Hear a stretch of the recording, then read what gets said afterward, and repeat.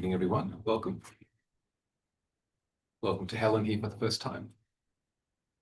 And apologies from Justin and Kirsty, busy tonight. And also, I think Sonia and Anton said last week they were going to be away. Also, Susan and John are also away. They're in Europe at the moment. So let's settle into our meditation. So having found a comfortable sitting position, aligning our body with some degree of symmetry, balance, poise, helping to enable some inner mindful presence. Our eyes gently closed, helping to bring awareness within. And having our initial deep, relaxing, letting go breath. Breathing out any stress tension that might have been building in our body over the happening of the day, the happening of the week so far. Breathing out, relaxing, releasing, letting go. Meditation is moving the mind away from the ways of the world, the issues and concerns of self, and entering into the present moment, this place and point of existence, practicing being present, and using the naturally occurring sensation of our breath as our reference point for the present moment. Mindfulness of breathing. But before focusing on our breath, just relaxing awareness down into our body. Breathing out stress, tension, relaxing and feeling into our body.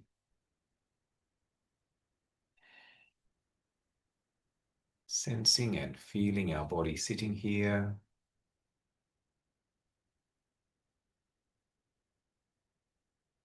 Feeling grounded, settled, centered, present.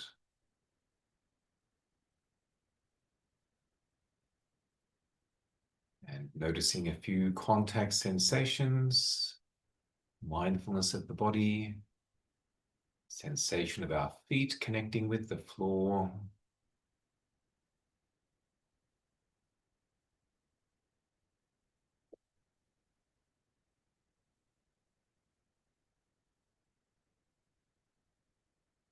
Feeling our body connecting with the chair cushion or meditation stool.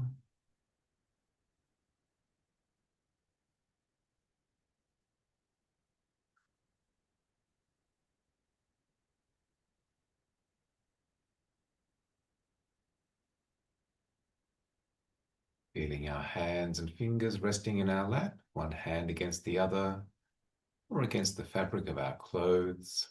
Just sensing, feeling, noticing.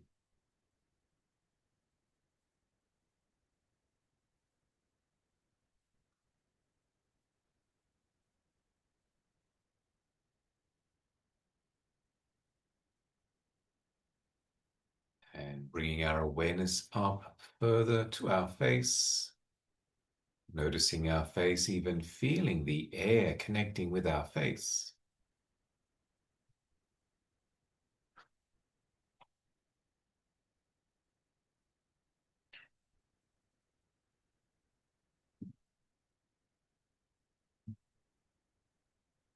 And also noticing some degree of light coming in through the closed eyelids. Even though our eyelids are closed, there's still some degree of light coming in, creating the experience of lightness, brightness, color, patterning, or just a blankness. And looking into that lightness, brightness, blankness through the closed eyelids.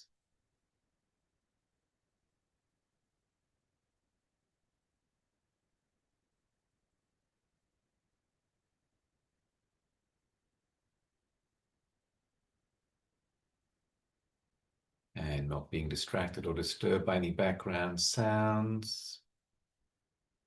And particularly not getting caught into the internal mental sight or sound of thoughts. Giving our brain mind a break from the need to be engaging into the activity of thinking.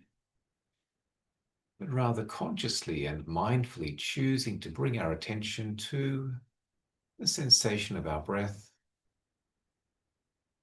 this life-giving force, the breath, the activity of breathing, always only happening in the present, and just allowing our body to breathe itself naturally, feeling the inflow, outflow sensation at the nose nostril area, directing attention, sustaining attention, feeling each breath while also looking into the lightness, brightness through the closed eyelids, and using a mental mantra, one or two words in the mind with each breath, if that's helpful.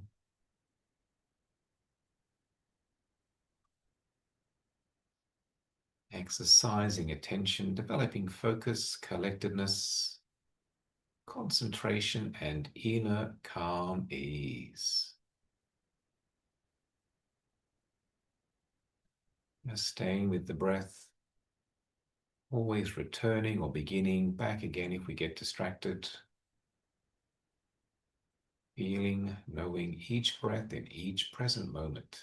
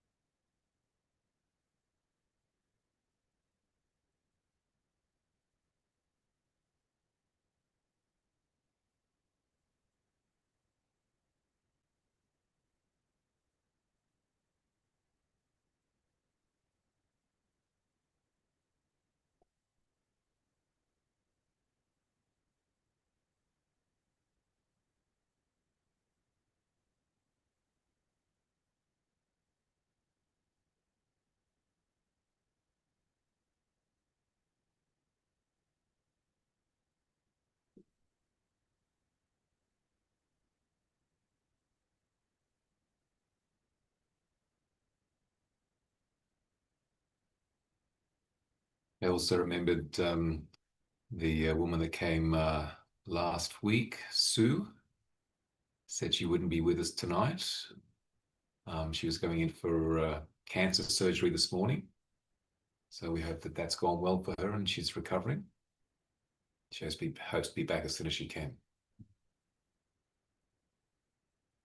Please help yourself to some tea, biscuits, and we can then have some reflections, discussion.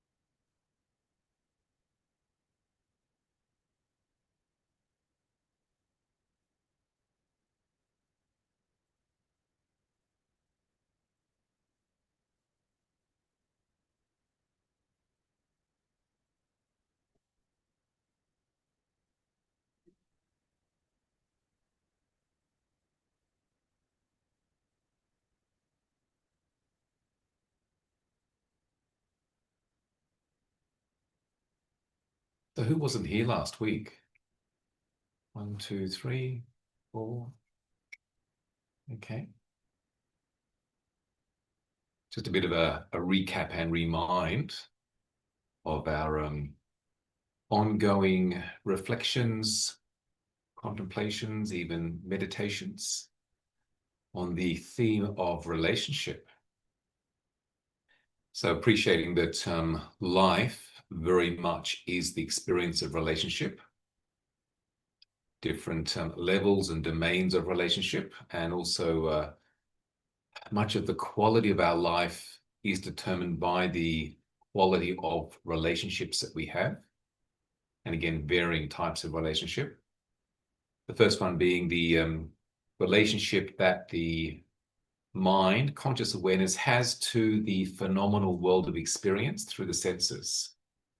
The relationship to visual experience, auditory, smell, taste, tactile, and thought experience. So to the degree that we have a calm, clear mind to see and hear and smell and taste and touch and feel and think, will determine our experience of life. Appreciating that meditation is very much about practicing moving the mind away from being caught up in thoughts that get in the way of that direct, correct, objective experience of really seeing or hearing, smelling, tasting, touching, feeling. Often getting caught up in thoughts, we don't sense or know what's actually going on, living our life sort of even days ahead of ourselves. So first type of relationship. Second is the interpersonal, which in a way is certainly as a baby, there's the experience of the senses, but then the next relationship is the interpersonal that it has with its mother.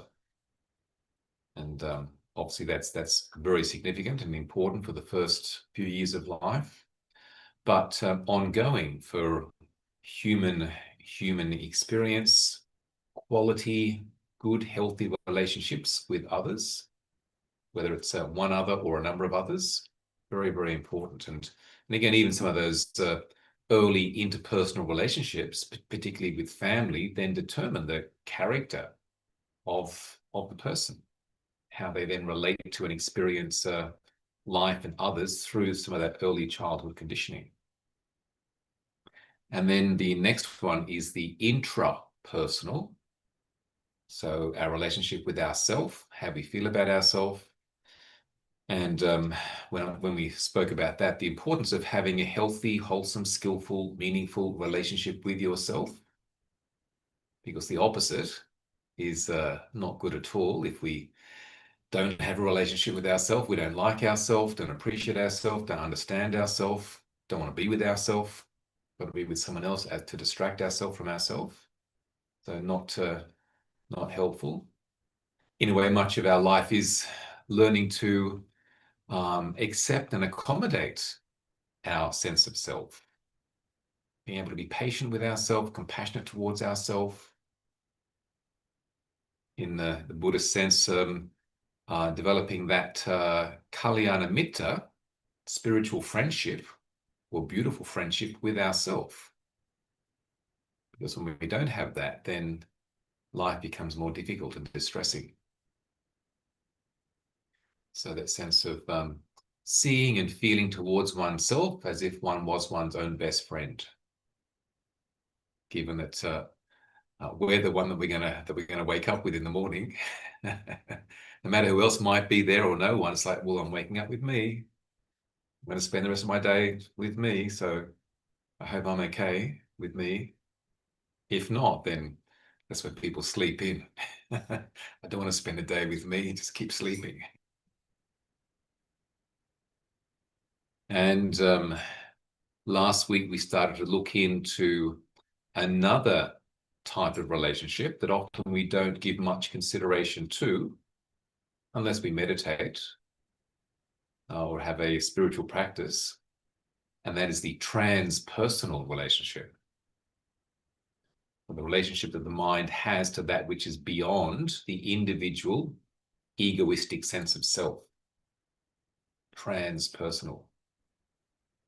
And this I think becomes particularly significant as we start to mature, evolve as a human being, to see, yes, the importance of the intra and interpersonal relationships, but also that sense of a relationship to that which is beyond oneself, beyond duality, beyond self and other, this and that non-dual relationship to which we can then call the spiritual.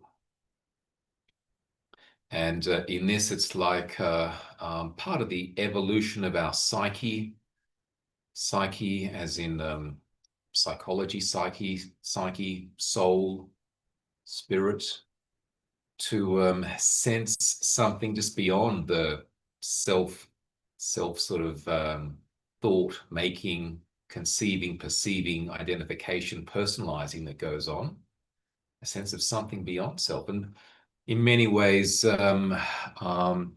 most religions and spiritual paths of practice have begun with somebody, an individual that has had an experience of the transpersonal, beyond just me doing my thing, working, family, living, whatever, experiencing something that's non-personal, of a divine nature, spiritual nature, beyond the self. And in many ways, the self has to become reduced or in a way let go of to experience something that's beyond the self. And this certainly becomes a practice of meditation, seeing that a lot of our practice in meditation is not getting caught up in thoughts, because a lot of the thoughts about past, future, what I'm doing, what I have done, what I want to do, what I could do, what I should do, what I won't do, etc., worries and so forth. So when the mind is free from thought, it's often free from self, and that becomes a transpersonal experience. So last week we looked into this to some degree and looking at spiritual qualities, transpersonal spiritual qualities such as the 10 paramita, the 10 spiritual virtues on the chart here. The Buddha recommended being important to be aware of and develop, cultivate, generate, and then use in the context of our life. And whilst there's a sense of, I am being patient or kind or whatever, but they're not so much about me. It's more about expressing qualities that are beyond oneself. That's where they become powerful and important. I remember there's a book called I think it's called Great Mountain, Small Boat, written by Ajahn Amaro, who's an English Buddhist monk. I spent time living with him in England.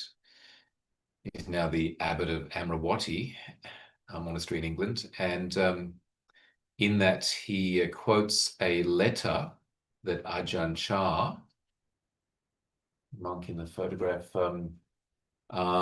had written.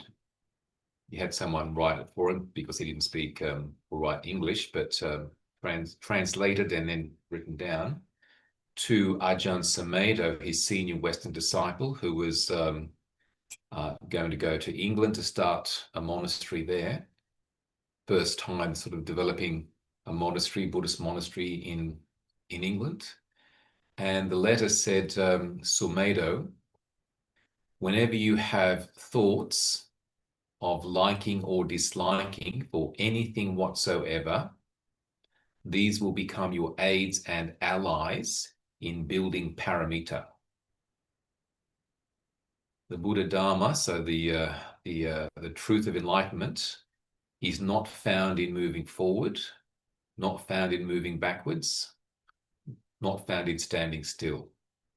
This is your place of non-abiding. Transpersonal. So there's two levels to what was said there. That's pretty much word for word the quote. That whenever we have wanting or not wanting, liking, disliking, desire or aversion, then these situations that bring this up become the aids and allies in developing spiritual virtues. So paramita, great, profound, para, mita, friend, so they become your friends. They're your supports in building spiritual strengths. And and the truth of enlightenment isn't found in going forward, I'm moving forward in my practice, or going backwards, nor in standing still. Truth is found in that place of non-abiding, which could be anywhere, everywhere, all at the one time. Basically, it means that the practice is happening, but it's not personalized. I'm going forward, I'm going back. There is just the going forward or the going back or the standing still, but not personalizing that and becoming a someone in that activity. Because as soon as one's a someone, that's when life gets heavy. I was thinking about that recently when the idea of being a psychologist and often a way of describing oneself, one's occupation. I'm a psychologist. I thought, well, if someone thinks they're a psychologist, and you're going to go and see that person, be aware, be wary, because they're being a psychologist, which means you've got to be the client, you've got to be the patient, you've got to be quiet, They're the ones that know stuff. So as long as one's being in that role, identify with that, then that creates that duality, as opposed to the possibility of energetic flow, creativity, dynamism. People burn out when they get identified with their role. So letting go of I'm a this or I'm a that, and there's just the flow. Qualities, skills get expressed, happen. The therapy happens or the job gets done without it's, I'm so tired, I'm burnt out being this all day. The more that sense of flow, that becomes a transpersonal experience or a transpersonal way of being into life. A lot more energy in that. It's not caught into limitations, a model of how things are supposed to be done. So in this sense, sort of appreciating the spiritual as spiritual qualities that can be developed, can be engaged, can be used in the context of life as one sort of transpersonal experience. Another one for consideration this evening is the sense of not so much internal but external things that inspire the transpersonal experience. Things that inspire. So things or even people that we might sense as spiritual. So a spiritual person that even inspires a sense of spiritual within ourselves. A wise, compassionate person, whether it's a teacher or a grandparent, friend or a child, someone that we know or connect with, that has these qualities that inspires that spiritual sense in ourselves. And so certainly people and again, a lot of spiritual traditions basically begun by somebody that has had a transpersonal experience, been transformed by that, and then shares their understanding and learning and practices with others to help them realize that same degree of awareness or awakenedness. So whether it's the Buddha or Jesus or other spiritual teachers. But then apart from people, we consider, well, what about, well, it's certainly nature, maybe talk about that next week, but architecture, spiritual architecture, religious architecture, which is created to inspire the mind to move beyond being just caught up in self. Sort of a sense of like openness or awe. Often religious spiritual architecture is built in significant places, significant sites, usually on hills. Most Catholic churches or cathedrals are on hills. But also, significant sites like Stonehenge, which I visited on several occasions in England.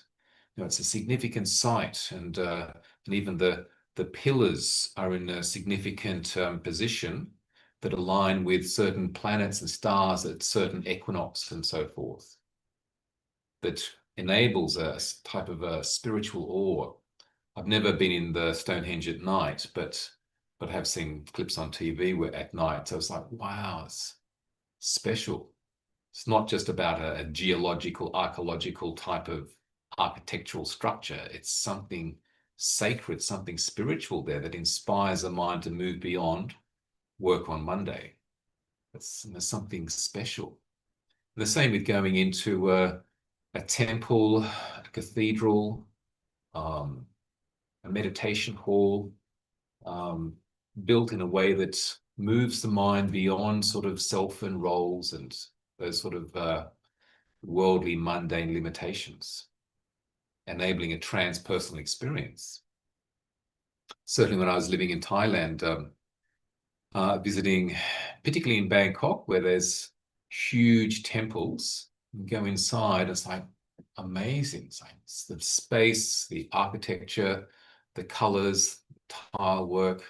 It's takes the mind away from just self-limiting thoughts. Also, there's a place south of Bangkok called Buddha Monton, which is a huge Buddhist park that was established and has some really big Buddha images and stupa. Even on the way at Phnom Penh, there's a huge, big stupa chaitya. It's like, wow, that's amazing. See it for many, many kilometers away in the distance. So it inspires the mind. When I was a Buddhist monk, I also visited Rome and the Sistine Chapel, Florence, and the Santa Maria del Fiora, which is one of the biggest um, cathedrals in the world. I think it was built about 1450 or something by Brunelleschi. But amazing structures that sort of inside you, if you move beyond your sense of self, spiritual experience. And so that becomes another important experience. Yes, it's a type of relationship, but in a way, it's a relationship that transcends self. So there is just the experience of something vast, something that even transcends time, even though these things have been built in time. Some of them are very, very old, but there's a sense of something special, and even the feeling of these structures have been built to honor and respect the possibility of whether it's the realization of truth, enlightenment, or the realization of divinity, God, something beyond just again self-centered activities.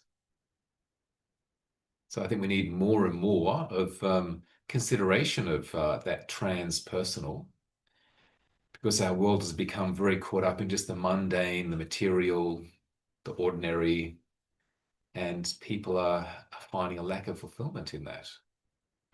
So moving towards the transpersonal experience and even just the simplicity of a meditation brings that about.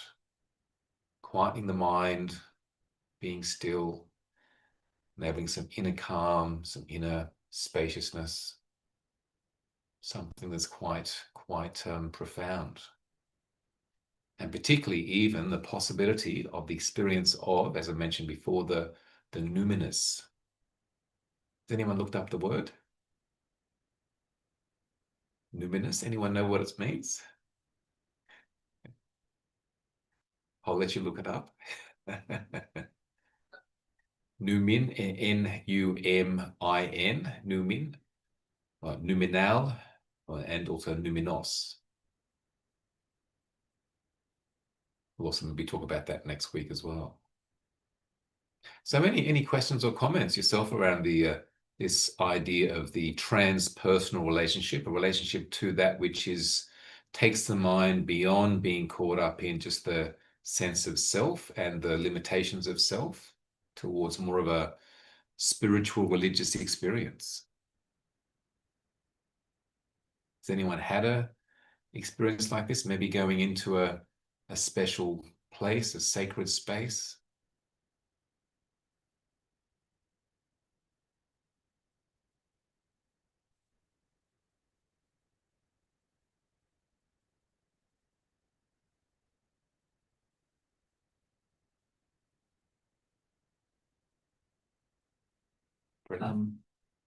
Yeah, I was wondering if you could just go back to when you were talking about kind of not identifying with the role. And I was wondering if by that you mean you're doing the activities required of that role. You're not focusing on that as your identity. So you're just more conscious of the tasks that need to be carried out, and whether it's I'm at home washing the dishes or I'm at work doing a work thing.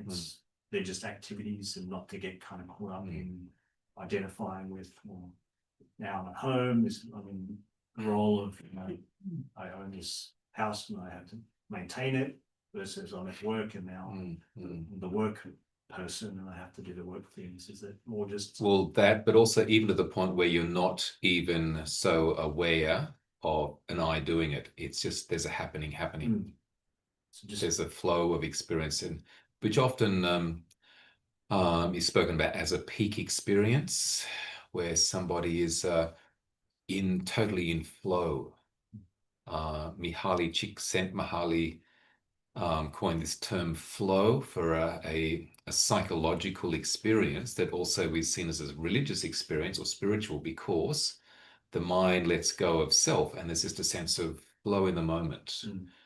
There's a degree of concentration, which are often required from a task, but the mind isn't caught up thinking so much, but more just flowing. There's already skills and understanding and memory and knowledge information there, and it's just there's just a happening. So whether it's being part of an orchestra and you're just playing, it's not like, oh, I'm playing there and looking forward to the after party. That's just like there is just the playing happening. right? People often describe it as like I was there but I wasn't there. The playing was happening, or they're an artist, they just get lost in their art, and oh wow, or they're writing and they just it's like, it seems like I've written this, but it's like I didn't write it. Just flows through me. So not being caught up in I'm washing the dishes, but just There is washing the dishing. the experience of the dishes. Yeah, so there's washing the dishes while there's washing the dishes. The dishes get washed, but no one does them. A little saying that says the sage does nothing, but nothing is left undone. So then having that same approach, that same awareness for everything, keeping it consistent. Yeah, so we don't have to be doing amazing experiences that transform the mind into this sort of oneness, but just if there's mindfulness, then just simple things. Because the thought becomes a limiting factor. Thought about, oh, how am I doing? What do they think about this? Shall I take a selfie? There's just the happening of the experience. It's similar to, so when I'm meditating and I'm trying to bring the attention back to the breath all the time. So when there's an activity going on, then I'm just trying to bring my awareness back to the activity. Or maybe not even trying. So there's a knowing of what needs to be done. So don't you bring the mind back to the breath. It's more like the mind brings itself back, as opposed to, oh, I've got to get back to the breath now. Oh, damn it. Why was I sort of thinking about that stuff? That's back into selfing. But more just, it's a bit like, if you're driving, you continually sort of adjusting but you're not thinking, oh, I'll just turn this way. Oh, I'll just turn this way. And this road's very bendy. So it's just, there's a sense of knowing what to do without the thinking and letting it happen. Being someone that's driving. It's just the driving happens. It's not like you're asleep or got your eyes closed. But there's a knowing and a feeling, and it's happening without it being personalized. So that becomes a transpersonal experience. Some people talk about surfing in that way. When they're actually on a wave, they're not thinking about anything. There is the surfing happening. Which is, with some of these experiences, it makes it exhilarating, because for a short time, they weren't there. The mind was free from the selfing. There was just flow, peace, joy. Then we've got to go and do it again. Another sort of cliff to climb. I think we all experience this kind of phenomenon. I think it's very common, actually, but for some reason, we don't give enough importance to these experiences. I sit and I look out in Kulangala. It's beautiful. I can see the whole bay from surface all the way. And it's sort of hidden. So people usually find it and they come downstairs and they go, wow, you know, for a second, Yeah, yeah, they get it. yeah, yeah. Then they get their phone and Exactly. but, Yes. it's so common, you know, all these experiences. Like surfing, for Yeah. example. So we need to maybe be more aware of what it is and allow it to be happening, as opposed to getting in the way of the experience and limiting it. So even just, and the more mindful we are, the practice of meditation allows that possibility of, in a way, letting the self sort of go, abandoning the self and allowing body and mind to flow with the experience. And then that can flow into just walking or just driving or just surfing or whatever. People kind of get caught up in the liking of it. So, you know, well, that's good. So then there's attachment to the liking. Then it turns into a craving, I guess. And that can inhibit the next experience. Because you want it too much. Yeah. Too much attention on it. So often the flow happens when you're not sort of wanting or trying to control. There was a book I read recently which is about the importance of awe and wonder, and it talked about experiences just like what you're describing, Alberto, and that if you stopped and you just experienced the awe and you just let it be an experience that you got to have.